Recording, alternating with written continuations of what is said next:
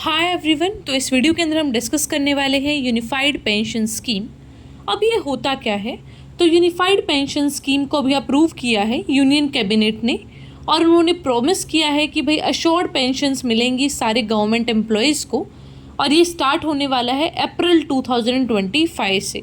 ये जो हमारी नई पेंशन स्कीम है ये बेस्ड है टीवी सोमनाथन कमेटी की रिकमेंडेशंस पे। इसके फीचर्स की बात करें तो सबसे पहला है एश्योर्ड पेंशन, कि भाई आपको क्या होगा 50% ऑफ योर एवरेज बेसिक पे है जो उसका मिनिमम निकाल के, मतलब कि जो आपकी सर्विस का लास्ट ईयर होगा उसका जो पूरा 12 मंथ का पे है ना आपका, उसका 50% मतलब एवरेज निकालेंगे and that will be paid to you as a pension. फिर उसके बाद है कि जो आपका प्रोपोर्शनेट सर्विस पीरियड है वो 10 से 25 के बीच होना चाहिए। देन इज़ इन्फ्लेशन इंडेक्सेशन, कि किस तरीके से जो महंगाई भत्ता है उसको कैसे एडजस्ट किया जाएगा। तो डियरनेस जो रिलीफ है उसको लिंक किया जाएगा सीपीआई इंडस्ट्रियल वर्कर के साथ, जो कि ओल्ड पेंशन स्कीम में भी सेम ही है।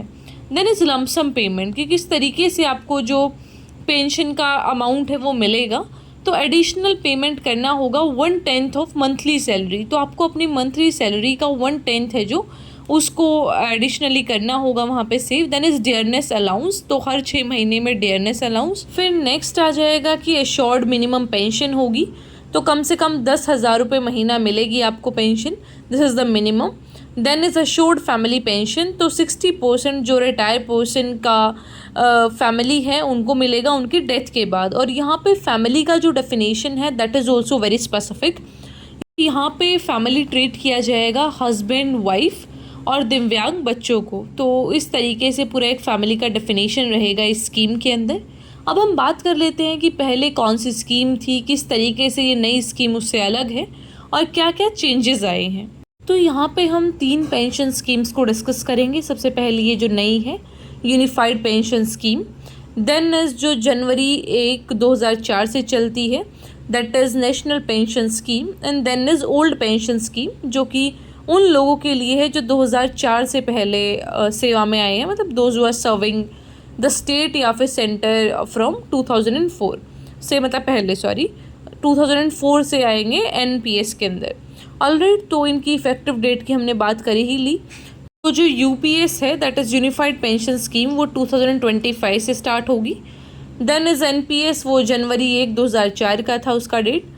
मतलब कि यहाँ पे डेट का मतलब ये है कि उस टाइम के बाद जो जो लोग सर्विस ज्वाइन किए हैं उनको ये पेंशन स्कीम है जो उसका फ़ायदा मिलेगा। ओल्ड पेंशन स्कीम में 2004 के पहले वाले लोगों के लिए वो एप्लीकेबल है। पेंशन टाइप की बात करें तो इसमें एश्योर्ड पेंशन आपको मिलेगी।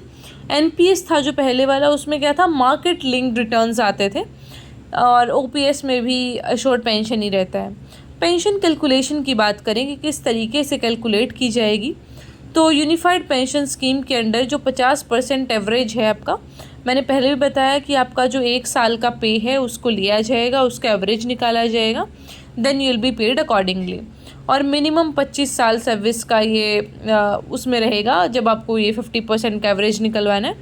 अदरवाइज़ अगर आपका 50 से 25 से कम है तो प्रोपोर्शनेट जो भी आपकी सर्विस रहेगी तो आपको 10 साल है या फिर उससे कम है जो भी है, तो उसके अकॉर्डिंग आपको मिनिमम 10,000 रुपये मिल जाएंगे।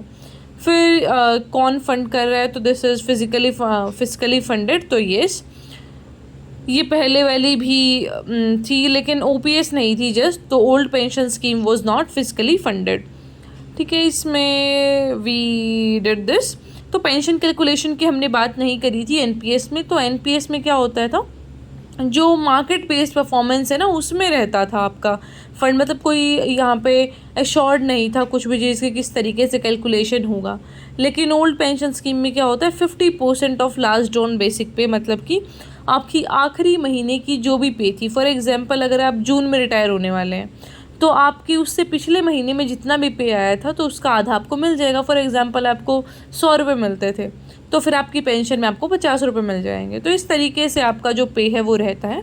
देन इज़ इन्फ्लेशन इंडेक्सेशन, तो वही महंगाई भत्ता किस तरीके से एडजस्ट करेंगे, तो वो डियरनेस रिलीफ ये बेस करेंगे, ये रहेगा सीपीआई इंडस्ट्रियल वर्कर के ऊपर जो भी पूरा उसका डेटा रहता है।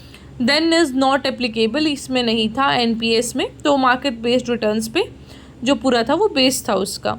और ये जो OPS है, ओल्ड पेंशन स्कीम, वो भी DNS रिलीव बेस्ड पे ही था, that is CPI industrial worker. तो इस तरीके से ये सारा फ़र्क है इन सारी पेंशन स्कीम्स के बीच। थोड़ा सा फैमिली का definition I think that is quite important कि कौन कौन फैमिली के क्राइटेरिया में आएंगे, वो आप देख लीजिएगा। And also about this inflation indexation, तो ये काफ़ी इंपॉर्टेंट हो जाता है। सो आई होप आपको समझ आया होगा। कोई भी क्वेश्चन क्वेरी जो भी है उससे आप कमेंट में पूछ सकते हैं। Alright, so I will meet in the next video. Till then take care, stay happy, stay healthy.